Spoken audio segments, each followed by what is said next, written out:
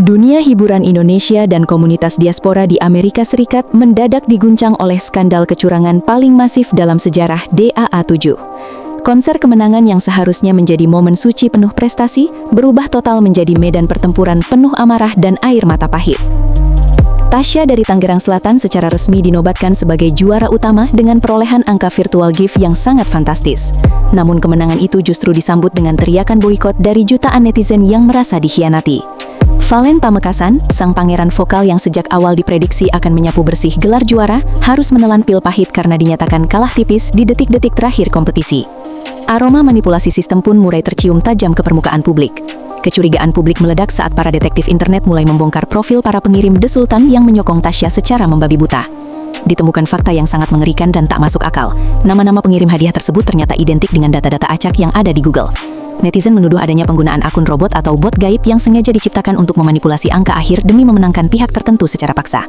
Fenomena anomali ini membuat kemenangan Tasya dianggap tidak sah dan hanyalah hasil rekayasa teknologi canggih. Bukan lagi soal kualitas suara yang murni, melainkan soal siapa yang memiliki akses ke sistem belakang layar yang gelap. Publik menuntut transparansi total atas identitas asli para pemberi hadiah misterius tersebut. Ketegangan mencapai puncaknya ketika Ibu Harsiwi Ahmad, sang otak utama di balik program legendaris Indosiar ini, akhirnya muncul memberikan pernyataan resmi yang menggemparkan. Beliau menyampaikan permohonan maaf yang sangat mendalam kepada seluruh penonton di Indonesia maupun dunia internasional atas kesalahan teknis yang fatal.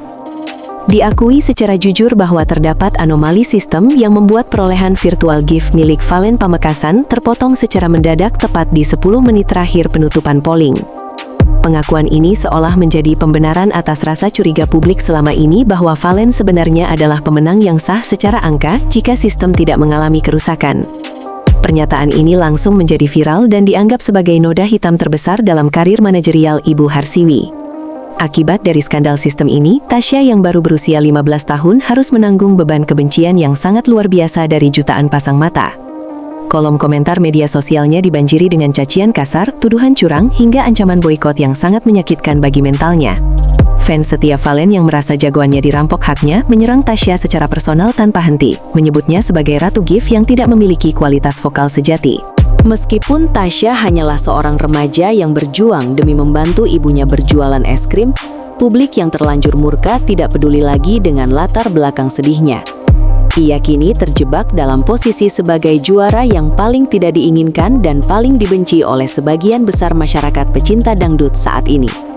Di tengah badai kebencian yang menghancurkan mentalnya, Tasya akhirnya buka suara dengan banjir air mata yang menyesakan dada melalui siaran langsungnya. Dengan suara bergetar, ia bersumpah bahwa dirinya sama sekali tidak mengetahui adanya kecurangan sistem ataupun rekayasa virtual gift tersebut. Tasya menegaskan bahwa ia hanya bertaruh secara jujur di atas panggung dan tidak pernah meminta kemenangan yang kotor kepada siapapun. Ia bahkan secara emosional menyatakan bersedia melepaskan trofi kemenangan tersebut jika memang terbukti ada manipulasi yang menguntungkan posisinya. Saya lebih baik tidak juara daripada harus hidup di bawah bayang-bayang kecurangan, ungkapnya dengan penuh kesedihan. Namun, permintaan maaf tulus tersebut tetap belum cukup untuk meredam api kemarahan netizen yang terlanjur membara. Meskipun secara angka resmi ia hanya menempati posisi kedua atau runner-up, bagi mayoritas penonton, Valen Pamekasan adalah juara sejati yang sebenarnya.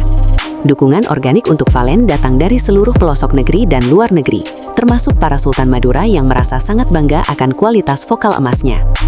Valen menunjukkan sikap ksatria yang luar biasa, dengan tetap memeluk Tasya di atas panggung, meski ia tahu ada kejanggalan pada skor akhir yang tertera di layar. Matanya yang basah saat menerima trofi juara 2 menjadi simbol luka bagi keadilan seni di Indonesia yang saat ini sedang terkoyak.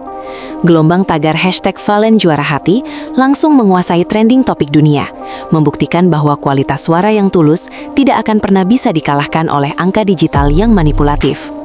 Masyarakat tidak hanya bicara tanpa bukti, karena kini beredar luas bukti-bukti screenshot yang menunjukkan penurunan poin Valen secara drastis saat hitung mundur dilakukan. Fans berat Valen Lovers Madura membagikan rekaman layar yang memperlihatkan angka Valen yang awalnya memimpin jauh, tiba-tiba merosot tajam, seolah-olah dipotong oleh tangan gaib. Hal inilah yang memicu kemarahan kolektif hingga menuntut pihak Indosiar untuk melakukan audit forensik terhadap seluruh data server virtual gift malam itu. Penemuan bug atau kerusakan teknis yang hanya merugikan satu pihak dianggap sebagai sabotase yang sangat terencana. Netizen Amerika Serikat pun ikut berkomentar pedas membandingkan sistem pemilihan ini dengan skandal di ajang internasional lainnya yang pernah terjadi di masa lalu. Menyadari posisi perusahaan sedang dalam ancaman besar, pihak Indosiar dikabarkan segera menawarkan paket kompensasi mewah untuk menenangkan Valen dan pendukungnya. Valen dijanjikan kontrak kerja yang jauh lebih besar nilainya dibandingkan sang juara pertama, termasuk proyek single duet dengan Lesti Kejora serta uang tunai tambahan sebesar 100 juta rupiah. Langkah ini diambil sebagai bentuk penebusan dosa atas anomali sistem yang telah merugikan posisi Valen di malam puncak final tersebut. Namun, bagi para penggemar fanatik, materi bukanlah jawaban atas hilangnya kehormatan gelar juara satu yang seharusnya menjadi milik Valen. Mereka tetap menuntut pengakuan resmi bahwa Valen adalah juara vokal, sementara Tasya hanyalah pemenang dari sisi dukungan finansial misterius yang tak berdasar. Skandal ini juga menarik perhatian para juri senior seperti Soimah, King Nasar, dan Dewi Persik yang sejak awal telah memuji habis-habisan bakat Valen. Soimah bahkan secara terbuka memberikan hadiah mewah secara pribadi kepada Valen sebagai bentuk apresiasi atas kualitas vokalnya yang dianggap jauh di atas rata-rata peserta lain. Para juri seolah memberikan sinyal bahwa mereka tidak setuju jika ajang pencarian bakat vokal kini berubah fungsi menjadi ajang saweran terbesar. Jika tren virtual gift ini terus mendominasi tanpa mempedulikan stabilitas vokal dan performa panggung, maka masa depan musik dangdut di Indonesia sedang berada dalam bahaya besar. Kualitas vokal kelas dunia milik Valen seharusnya menjadi standar utama, bukan jumlah koin dari akun-akun anonim yang tidak jelas asalnya. Kini, kredibilitas Indosiar sebagai stasiun televisi penyedia ajang bakat nomor 1 di Indonesia sedang berada di ujung tanduk yang sangat kritis. Tragedi DA7 tahun 2025 ini harus menjadi pembelajaran pahit agar sistem virtual gift segera dievaluasi total atau bahkan dihapus selamanya dari proses penentuan juara. Publik menuntut transparansi tanpa batas dan perhitungan ulang yang disaksikan oleh auditor independen agar keadilan benar-benar ditegakkan di masa depan. Kejadian ini membuktikan bahwa kekuatan netizen tidak bisa diremehkan dan kebenaran akan selalu mencari jalannya sendiri untuk terungkap ke permukaan. Valen tetap menjadi raja di hati rakyat, sementara Tasya harus berjuang ekstra keras untuk membuktikan bahwa ia layak berada di industri musik, meskipun kemenangannya berawal dari badai kontroversi.